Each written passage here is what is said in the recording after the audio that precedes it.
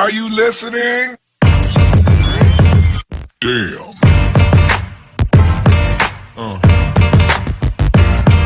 Yeah. Yeah. Another episode of Trash Talk. I am Damian Hill. With me, as always, is TJ O'Connor. Tonight, we are joined by Sean Lucky McPadden, who is getting ready to fight this May 21st at the Mason City Arena in Mason City, Iowa. But before we get into that, we are brought to you again by some sponsors, couple places. How you doing tonight, Sean? Man, I'm doing fan-fucking-tastic. Weight cuts on point, mind's on point, body's on point, dude. I'm feeling like a big, scary fucking monster, and people do not know what's coming back. Yeah, okay. So you are going up in weight. This is your first time fighting at 145 pounds as a professional, but not your first time fighting there at all. I mean, you have some amateur experience there. How are you feeling right now? Do you feel healthier? Do you feel better? And do you see this being a permanent move? I have not quite decided whether it's going to be a permanent move or not. I'm one of the baddest 135ers in the world, in my opinion. So why not float up and down from 135 to 145 until they call me for my shot? I mean, I've been out for 2 years now, working on some stuff, dealing with some life shit. Now I'm ready to get back in there and get back on the hunt, and like whatever opportunities that I like come across my plate, I'm gonna go out and take it. Like, nobody is safe. I'm back.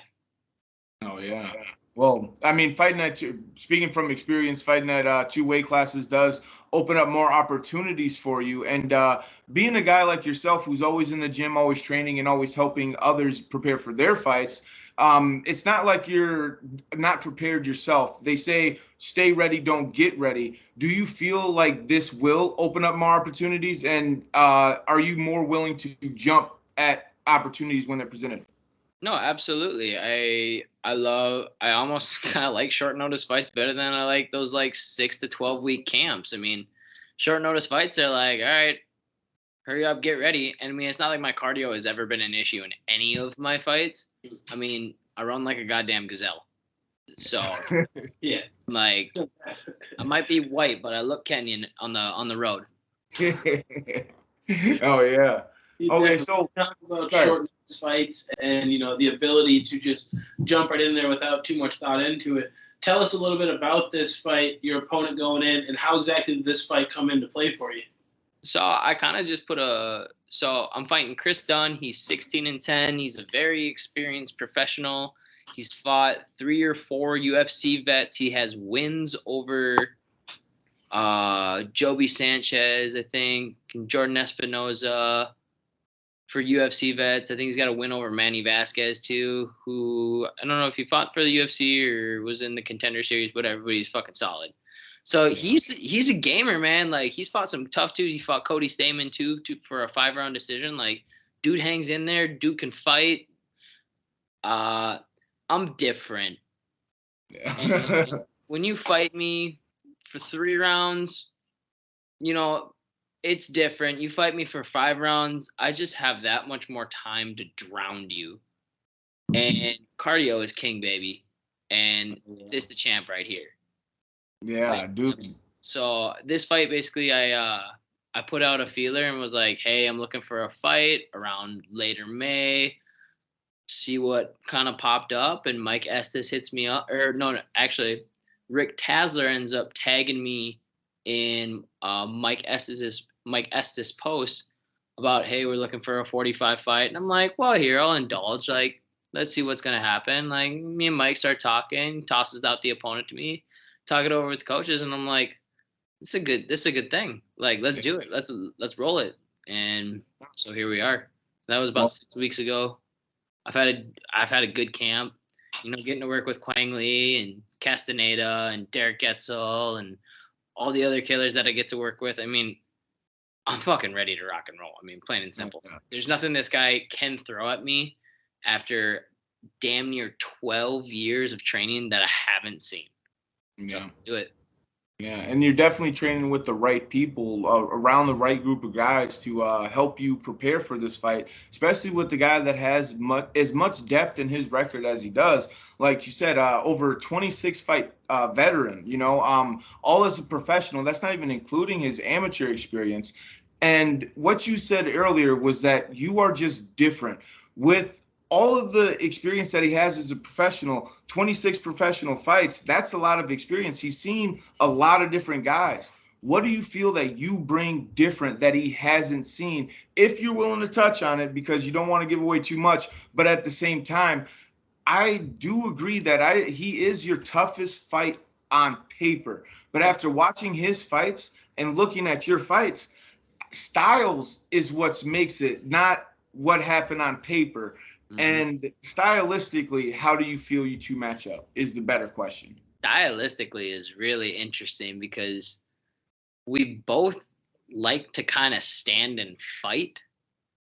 But I really question his ground game. And I'm someone who has a complete game. Yes. So I might have taken a 2-year break from the cage, but I have not taken a 2-year break from the room. People forget that I flew over to Abu Dhabi and cornered John. That there was no break there. That was a 12-week camp that I helped out every single day, Monday through Friday. There's Quang's camp. Quang has gone 4-0 this year. For every single camp. Yeah. Like we've consistently had guys fighting in the room. For McCoon's, we had guys fight the 7th, the 14th, and me on the 21st. Like, I've got any gym that I consistently go to, I have guys fighting around me. I don't get easy rounds. I get hard, grindy, busty rounds.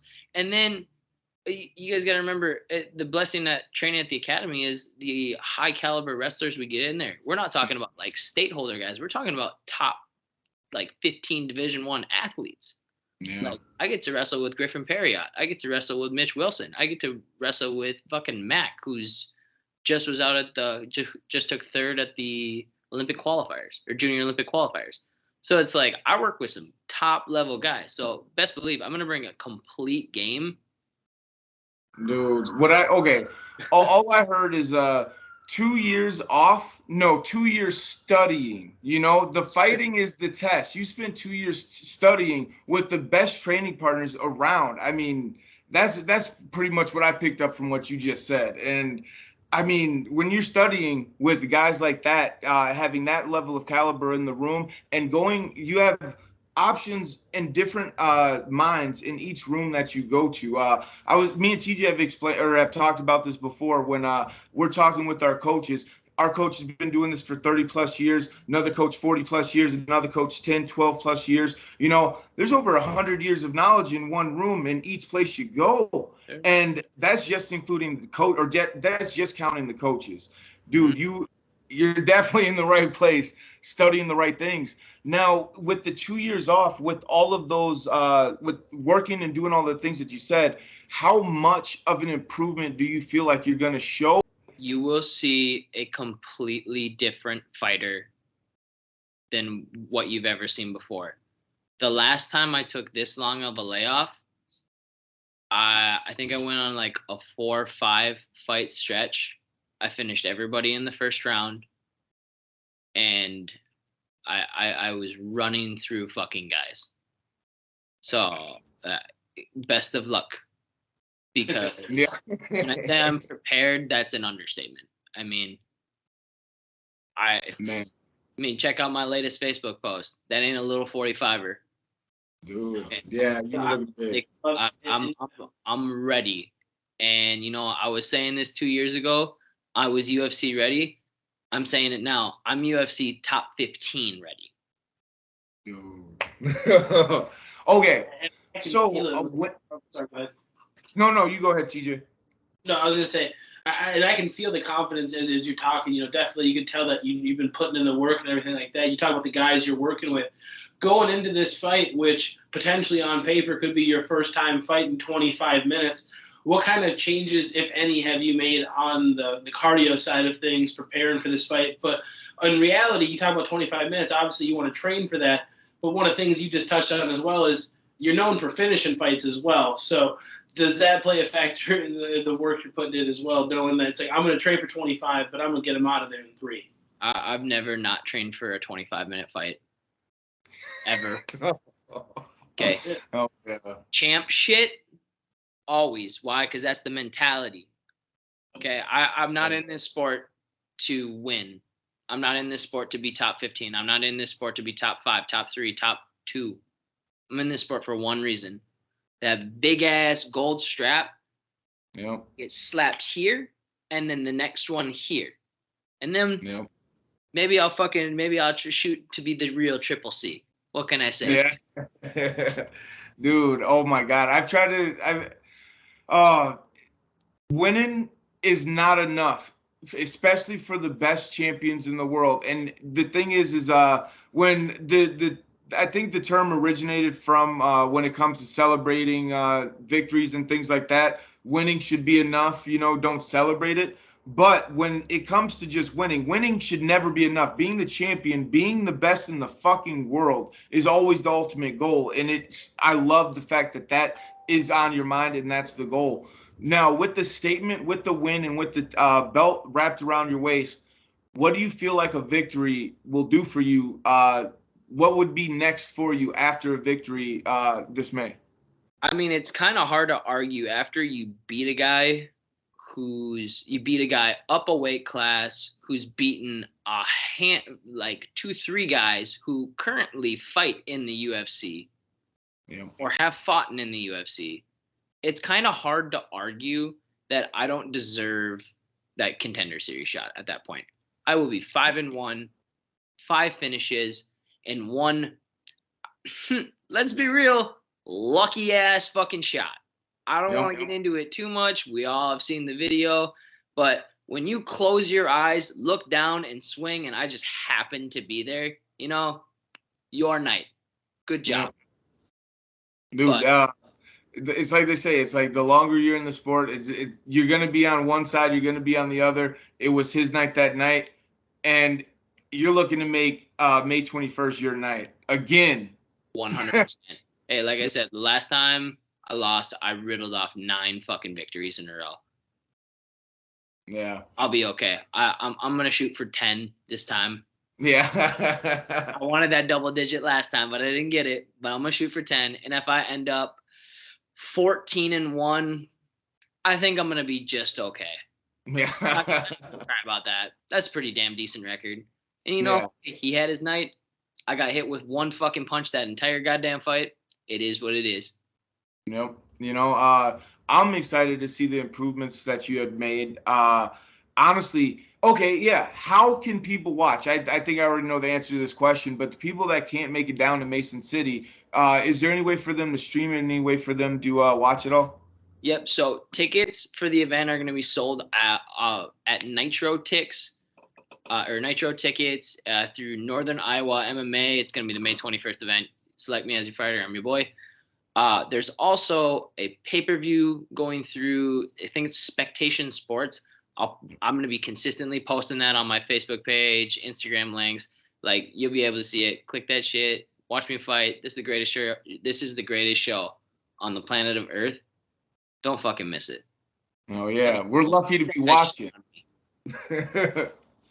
Oh, man. We are lucky to be watching. So, before we wrap this up, is there any sponsors, any teammates, any special shout-outs that you'd like to give right now? Platform is yours, sir. I want to give a massive shout-out to both of the gyms that I train at, the academy, all the boys in there grounding with me day after day after day, making dreams come true, busting ass. We wrestle 5 days a week. That's why I don't get tired. All my guys at McCoon's, especially all the young, talented amateurs coming up, like, keep grinding. Thank you so much for, give a special shout out to Taylor Myers, because she wakes up and she runs with me. She holds pads for me all the time. Like, I got to give credit where credit is due. She helps me out a lot. She's kind of like my morning gym buddy. And she takes a hell of a beating on those pads. I'm not a fun guy to hold pads for. I'm fast and I'm explosive. I hit fucking heavy. and I've dropped 200-pound guys through the belly pad with my left knee. So that's that we can toss that out to Chris. Don't get hit with my left knee because it sends you to the hospital. I promise you can ask a couple guys. I touch spines with that motherfucker. Oh, dude. Oh, hell yeah. That is. Shout out Sorry. to sponsors, though. I want to give a big shout out to Hong Tai. They consistently have been there for me over what feels like a decade at this point. I got all the love for you in the world. My guy, Derek, thank you for always being there for me. Renee Taylor from Accelerated Chiropractic, the absolute best chiropractor in the world. Hands down. The woman is like a witch doctor. I don't know if she wants me to call her that, but she's amazing. She's rebuilt my body back head to toe, and I quite literally mean head to toe. Anything on my body you point to, she'll be able to be like, oh, I have this in my file when we fixed it here. Yeah. Once she relocated my jaw, I was like, you know what? You can do anything. Yeah. Oh, dude, that's dope. Another huge one, Iridium Sports Agency. I want to give you this, thank you so much for sticking with me over these past couple of years and, being patient with me and letting me kind of find what I needed to find outside the cage and find that balance that I needed to find. And then as soon as I said, yes, let's go, we gas pedal to the floor. And that's exactly how I like to run it. I mean, I fight fast. I hit hard. Don't blink. I mean, everybody knows my submissions are like that. I'm a dangerous guy no matter where the fight is, and I'll continue to always carry that with me. Last and newest, going to give a huge shout out to Chanticleer Pizza in New Hope. My guy Don hooking me up with the best pizza in the world. Shout out to you, my guy. Thank you. I'll be eating some of that pizza on May 22nd. You ain't got to worry about that. I'll be stopping into the shop, picking up me maybe 3 or 4. Yeah. I like pizza and whiskey. It's an Irish thing. Otherwise, man, I mean, just like thank you to all my friends, family, and everybody who puts up with my grouchy ass when I get hurt and tired and sore and got to bitch a little bit, but it is what it is. It's the fight life. Yeah. Oh man, dude. I'm just glad that you have all the support that you have because we can be some big ass babies sometimes, man. But but I'm glad that you have the support behind you. You have a great team, dude. Your head is on. You seem focused. You look like you're in the best shape of your life. I cannot wait to watch you fight. People watching this video, like this video, subscribe to Trash Talk with Damian and TJ. Be sure to reach out to Sean and get tickets to this fight or to watch in the live stream. There will be a link below. And remember, don't be a hoe.